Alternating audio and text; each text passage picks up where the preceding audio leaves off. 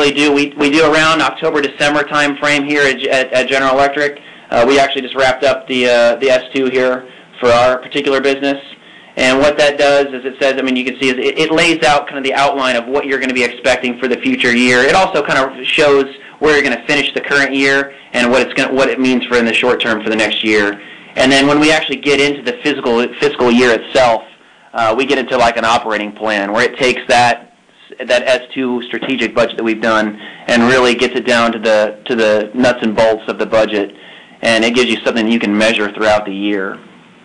And one thing that's important, I think, to note is you can see here. I mean, from a budgeting standpoint, I mean, I really do think it's really the most important thing is it really captures your strategy and how to measure that. And I think it gives you a good basis for really kind of understanding what's going on in your business. The thing that I think it's most important to realize that this is not a finance-only exercise. This is something that the operating teams really have to be involved in on. So, I mean, it's a whole company process.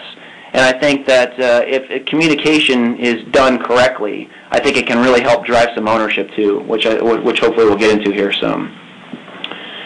If you get on the next page here, you can see just from a framework standpoint, this is kind of how I would say the outline looks from a budget process. You're going to do, the first step is kind of that functional bottoms up, but at the same time, we'll be doing an FP&A top down. I'll get into that in a little bit greater detail here on how that works. For the functional bottoms up, it's going to be really the teams going through, their particular piece, their particular area of expertise, going through what all their assumptions are and breaking down what they think their estimate's going to be. From the FP&A headquarter team, it's going to be having the leadership team. They have a macro expectation of where the business is going to be and laying that framework out.